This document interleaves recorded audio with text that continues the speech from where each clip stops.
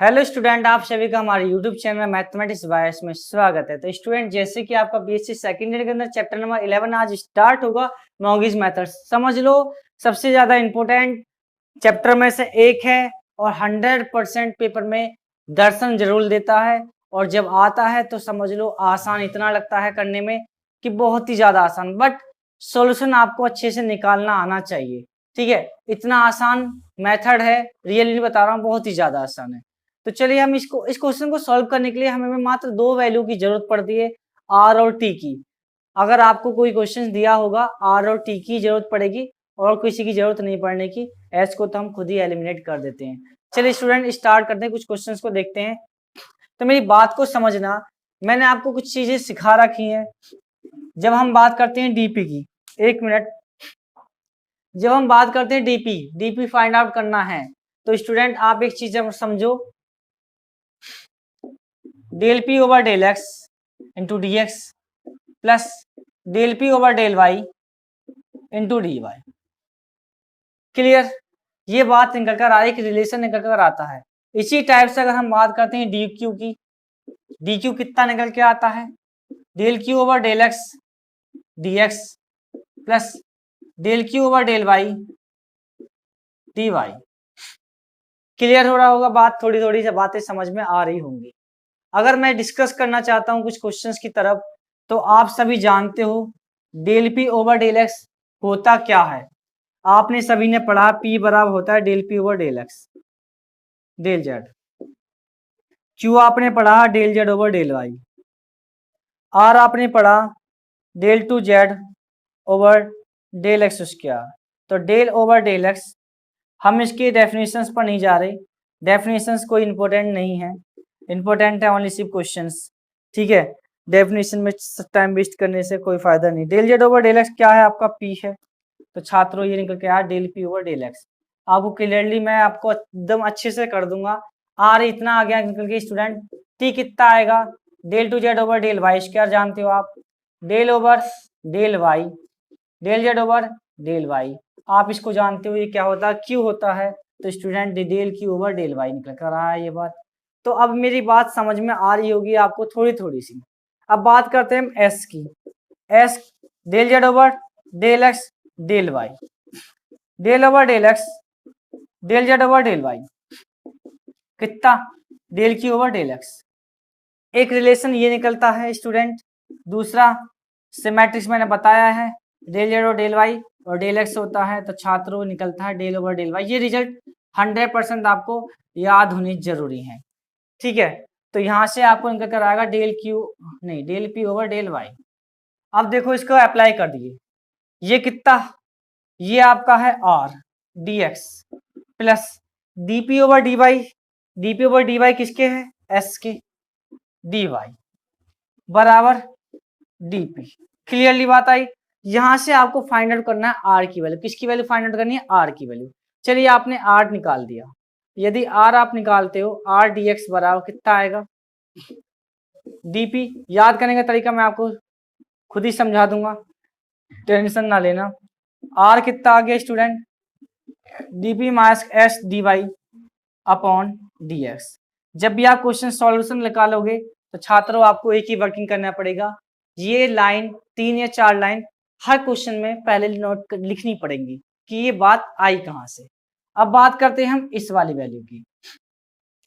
D Q बराबर D Q over D X, D Q over D X किसके बराबर है? एस के, S into D X plus D Q over D Y, D Q over D Y किसके है? T के, T D Y. आपको मैंने बताया आर और टी फाइंड आउट करने हैं, मैं अभी पूरी बात प्रॉपर्ली क्लियर कर दूंगा। अभी D Q minus S D S upon D Y equal to कितना निकला? टी। तो स्टूडेंट ये दो वैल्यू आपको 100% हर क्वेश्चंस में पहले निकालनी पड़ेंगी। निकालने के लिए कुछ नहीं करना आपको, इसकी वर्किंग की करने की जरूरत नहीं, जितना मैंने आपको पहले ही आपको ऑलरेडी समझा चुका हूं। इसको वर्क करने की जरूरत नहीं है, ओनली सिर्फ इन दो को निकालिए और सॉल्यूशन निकालने की कोशिश करना फिर।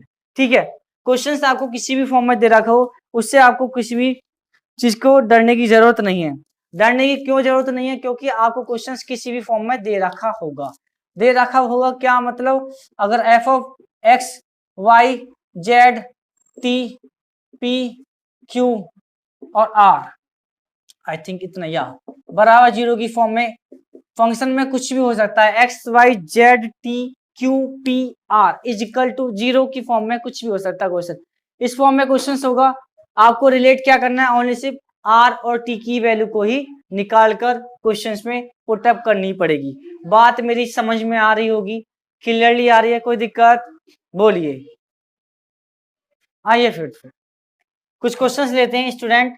आपका देखो पहला एग्जाम्पल इंपॉर्टेंट है, फर्स्ट एग्जाम्पल जो है, और बिल्कुल फर्स्ट क्वेश्चन जो एक्सरसाइज का आएगा वो इंपॉर्टेंट, सबसे ज्यादा इंपॉर्टेंट ये दो एग्जाम्पल होते हैं। ये दिखने में तो छोटे से हैं लेकिन सॉल्यूशन करने में बहुत लॉन्ग पड़ते हैं। आइए मैं इन्हीं को ही दर्शन आपको कराऊंगा। पहले एक्सरसाइज ही, मैं तो एक्सरसाइज के क्वेश्चन को लेके चलूंगा आपको और वही सिखाएंगे, ठीक है। एग्जाम्पल आप कर लेना, दो क्वेश्चनों से मेरी बात पूरी आपको समझ में आ जाएगी। पहले से आपको पूरी बातें 100% कह सकता हूँ कि फर्स्ट टाइम में ही आपको ये बातें क्लियर हो जाएंगी, ठीक है ना। चलिए नोट कर लिया करो अच्छे से जल्द, ठीक है, सारी बात क्लियरली लिख लिया करो अच्छे से।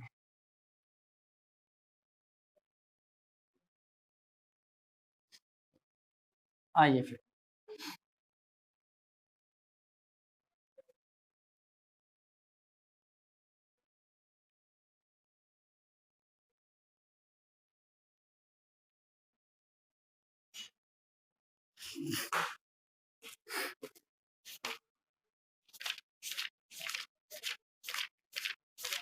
कहाँ की exercise, exercise number first, only सिर्फ फर्स्ट एक्सरसाइज ही इंपॉर्टेंट है और फर्स्ट एक्सरसाइज के ही क्वेश्चंस आपको कराने हैं और कुछ नहीं। आगे के क्वेश्चंस ना ही पूछे जाते, ना ही कभी पूछे जाएंगे। एक्सरसाइज नंबर फर्स्ट, फर्स्ट का फर्स्ट क्वेश्चन क्या कह रहा है, आर बराबर टी, कितना आ गया, आर बराबर टी आ गया निकल के।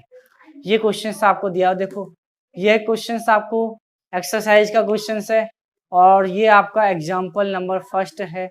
वो क्या कहता है, आर बराबर ए स्क्वायर टी। ये दो क्वेश्चन आपस में ही रिलेट होते हैं, बहुत आसान चीजें हैं, बिल्कुल आसान। क्वेश्चन को देखना कैसे सॉल्व कराता हूँ मैं आपको, वही काम करना है। पहले वी है dp बराबर कितना, del P over del X into D X plus del P over del Y into D Y. D P equal to D P over D X कितना, आर इंटू डी एक्स, ये कितना S D Y.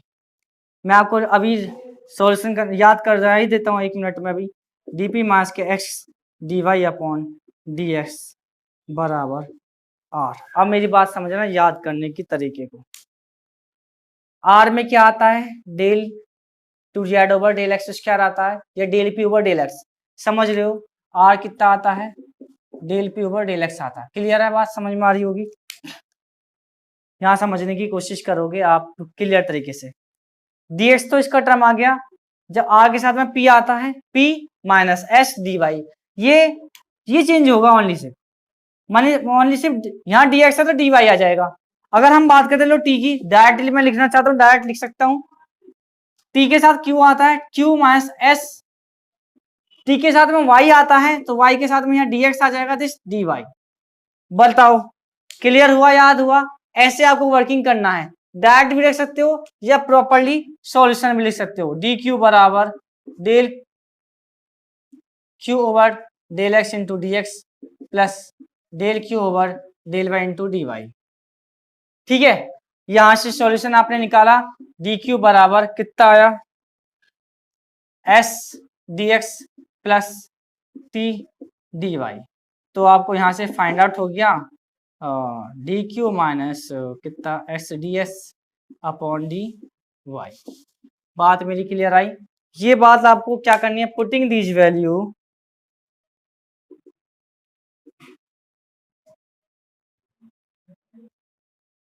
In equation मान लीजिए, इसका नाम दे दो equation number first में रख दीजिए आर और टी की वैल्यू।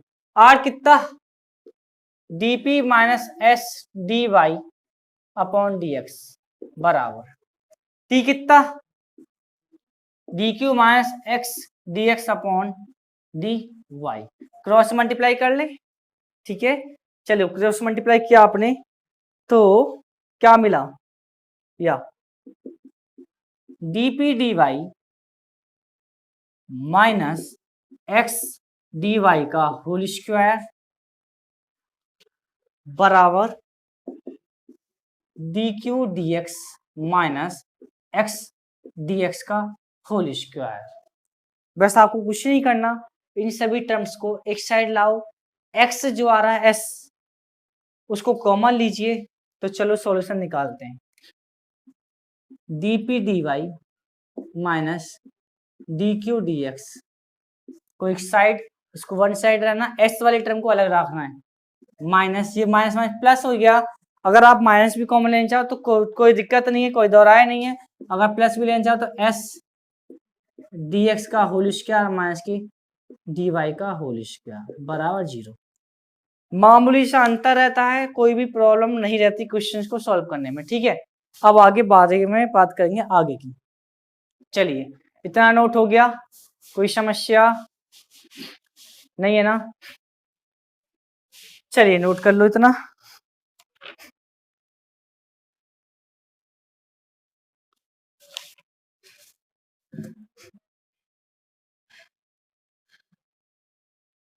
आ जाओ।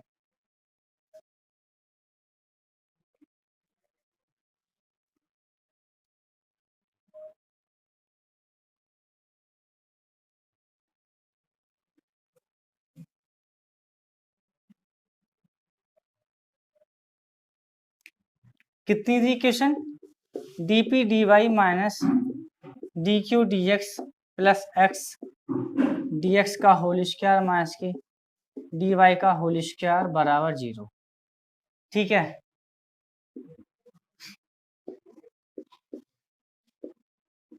मॉन्गीज सबसाइडरी इक्वेशन, मॉन्गीज सबसाइडरी इक्वेशंस क्या कहती है उसको समझने की कोशिश करना।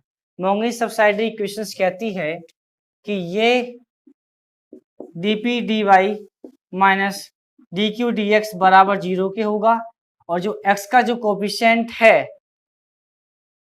x का जो कोफिशिएंट है वो भी आपका 0 के बराबर होगा। मॉन्गीज सबसाइडरी इक्वेशंस क्या कहती है, यही बात कहती है। क्लियरली समझ में आया? बोलो स्टूडेंट्स, कोई दिक्कत? नो प्रॉब्लम है ना? चलें फिर, आइए फिर आगे की तरफ चलते हैं, क्वेश्चन को लेंगे बेहतर तरीके से। अब क्या हुआ, देखो मेरी बात को समझना बस ध्यान से।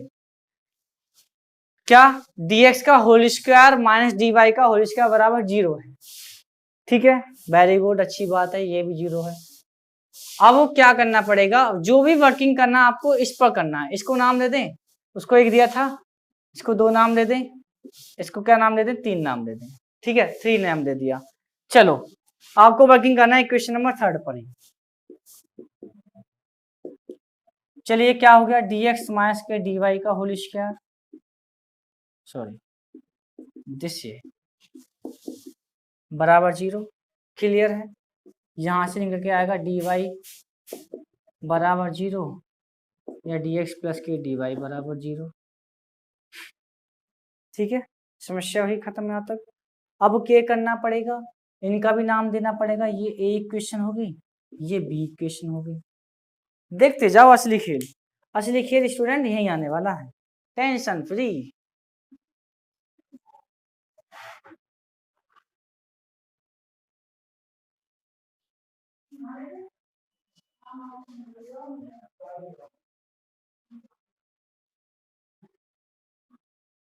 कुछ भी नहीं है क्वेश्चन में, बट कैलकुलेशन है सारी, क्या है कैलकुलेशंस। तो एक क्वेश्चन में काम करेंगे हम। Equation number 1, dx minus dy बराबर 0 या dy माइनस के dx बराबर 0, बात एक ही है, बात एक ही तो है, टेंशन फ्री। आप यहां से एक रिलेशन निकालो, देखो dy बराबर कितना dx, एक रिलेशन तो ही निकला, और दूसरा रिलेशन निकला जब आपने इसका इंटीग्रेट किया तो y माइनस के x बराबर कोई कांस्टेंट आएगा c1। दो सोल्यूशन निकल के आए नहीं आए, dy माइनस डी एक्स बराबर 0। अब आप कहोगे सर ये वाला ले लीजिए आप, चलो ठीक है आ जाओ, कोई बात नहीं, लीजिए।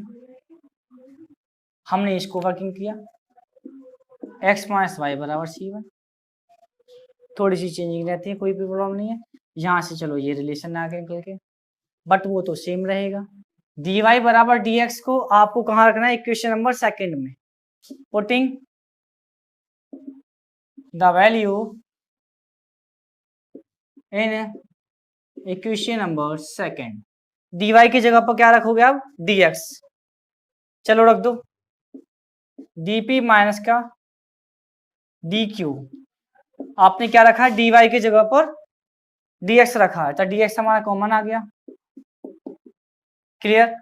तो आपका dp माइनस का dq बराबर कितना, 0, जहां पर आपका dx is not equal to 0 पे वर्किंग करेगा। आपने कर दिया इसका इंटीग्रल, चलिए कर दिया इंटीग्रल, तो p माइनस का q बराबर कोई कांस्टेंट c2। इसी इक्वेशन से ये निकला रिलेशंस, और इसी को यूज करने के बाद में ये निकला, और मैंने आपको सब कुछ सिखाया हुआ है लैग्रांज के अंदर, c1 बराबर f ऑफ c2 या c2 बराबर f ऑफ c1, क्लियर है। तो p माइनस क्यू कितना आ जाएगा छात्रों, f1 कोई कांस्टेंट नाम दूंगा f1, इसको f1 upon x comma Y. मेरी बात समझ में आई।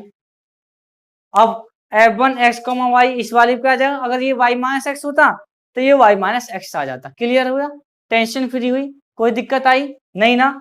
इसको कोई नाम दे दो स्टूडेंट, ये ए और बी चले रहे थे, सेकंड और थर्ड थी ये इक्वेशंस, इसको कोई नाम दे दो छात्र, ये होगी फोर्थ इक्वेशंस। मैं इस फोर्थ इक्वेशन का यूज बहुत ज्यादा है स्टूडेंट्स, तो मैं इसको थोड़ा साइड में लिखना जरूरी समझता हूँ। असली खेल ओनली सिर्फ इस पर रहा, f1 x माइनस के y, ये इक्वेशन हमारी फोर्थ है। अब देखो डिस्कस करना है हमको कौन सी इक्वेशन पर, बी इक्वेशन पर काम करना है। पहले आपने ए पे करके एक सॉल्यूशन निकाल दिया, बी पे करना है, अब काम आ जाओ।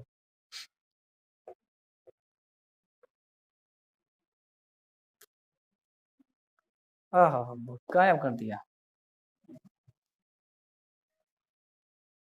चलो इक्वेशन बी मुझे याद रहेगी सारी equation. Equation be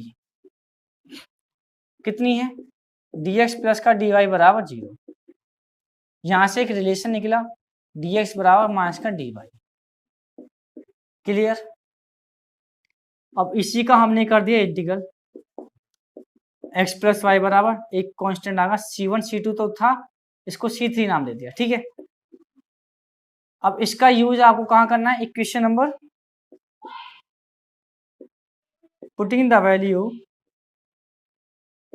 in equation, कौन सी थी, थर्ड इक्वेशन थी, था क्या आपको याद नहीं होगा, मुझे याद है, dp dy minus dq dx। मैं एक अलग रिलेशन से याद करता हूँ क्वेश्चंस को करने का तरीका, dx की वैल्यू माइनस के dy रख सकते हो आप, तो आपने जैसे ही रखा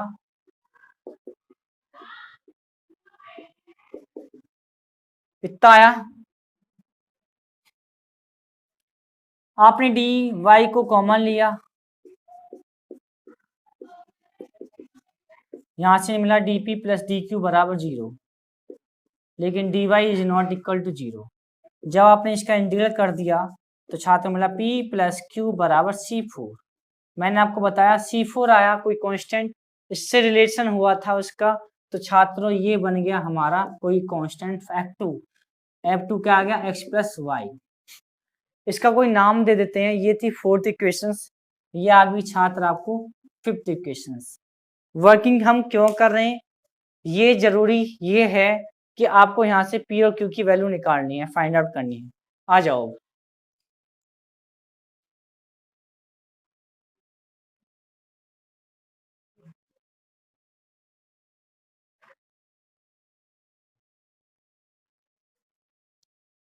अब आपके पास दो इक्वेशंस आ गई, कौन कौन सी इक्वेशंस है, पी माइनस क्यू बराबर कितना, F1 x minus Y, P plus Q कितना, F2 x minus K x plus Y.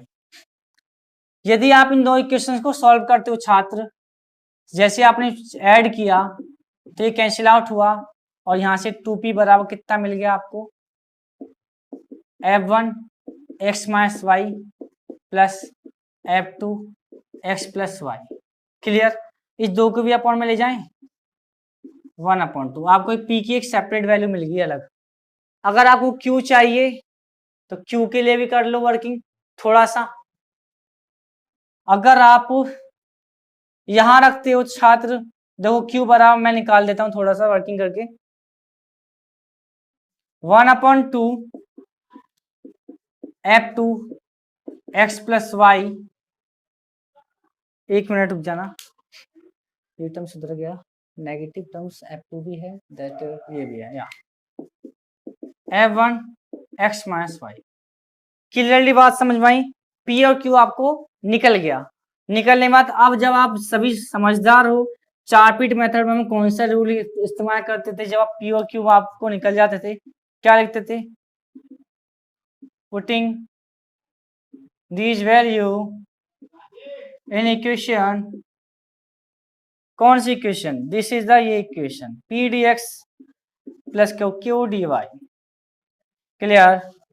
dz equal to P कितना, 1/2 F1 x minus Y plus F2 x plus Y into D X plus 1/2 बाहर है F2 x plus Y minus F1 x minus Y into D Y. बात यहां तक मेरी clear हो रही है? आपको समझ में आ रहा है ना? या 1/2 अगर आपने F1 x minus Y common लिया तो छात्रों मिला आपको यहां से dx माइनस का dy plus 1/2 F2 x plus Y अगर आपने कॉमन लिया तो छात्रों मिला यहां से dx प्लस का dy। अब मेरी बात ध्यान से समझने की कोशिश करना, ये आपका dz है, x माइनस वाई का डिफरेंशियल यहां मौजूद है, x प्लस वाई का डिफरेंशियल दिस यहां पर भी मौजूद है, dx प्लस dy। क्लियर है? जब ये मौजूद है तो क्या करोगे आप, सीधा सीधा इंटीग्रल करोगे। चलिए इंटीग्रल करते हैं हम z बराबर कितना, 1/2 तो है ऑलरेडी अपने आप में ही। जब आप इंटीग्रल कर रहे हो एक काम कर दो, फंक्शन में चेंज हो जाएगा, ठीक है, फंक्शन अदर फंक्शन में चेंज हो जाएगा, 5 of x minus Y 1/2 5 of x plus Y.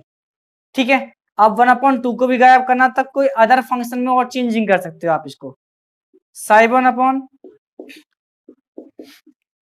ये सब रूल है स्टूडेंट, और यही आपका आंसर होगा। आंसर चेक करता हूं छात्र, देखो 1/2 को भी गायब कर सकते थे हम फंक्शन के अकॉर्डिंग ही, इसके अकॉर्डिंग हम गायब भी कर सकते थे। चलो मैं देखता हूं आंसर क्या होगा, टेंशन ना लो।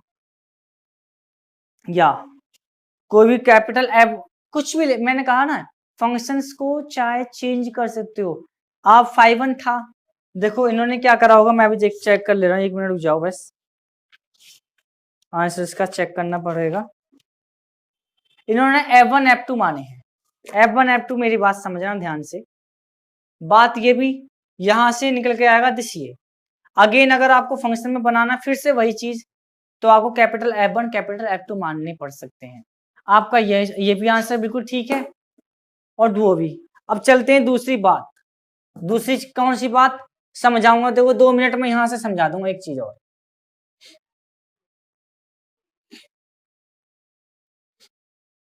आपका क्वेश्चन था R बराबर T, ये आंसर को कहां से रिलेट करता है वो सिखाऊंगा आपको। वर्किंग जो मैंने किया वो बिल्कुल बेटर है, ठीक है। ये कितना आप सभी जानते हो, ये डी स्क्वायर है, ये डी डैश स्क्वायर है, बराबर जेड, एक होमोजेनियस इक्वेशन बन रही है, ठीक है। जब आपने इसका एक्सिलरी इक्वेशन निकालोगे, नहीं ऐसे करो, डी प्लस डी डैश और D minus D dash, Z बराबर 0। आपका सीधा सीधा सी एफ निकल कर आता है, सी एफ निकल कर आता है five one of Y minus X, five two of Y plus X, और पर्टिकुलर इंटीग्रल आपको क्या आया 0। तो छात्र जेड बराबर कितना आ गया 5 1 वाई माइनस एक्स। ये दूसरा तरीका है क्वेश्चन को सॉल्व करने का। बट आपको जब बोलेगा मॉन्गीज मेथड से सॉल्व करना है तो भाई साहब उसी मेथड से सॉल्व करना है। ये 5 और फंक्शंस का कोई भी बड़ा क्रेज नहीं है, कैसे भी इसको सॉल्व कर सकते हो। ठीक है स्टूडेंट, कोई समस्या आई? यस या नो? दिक्कत?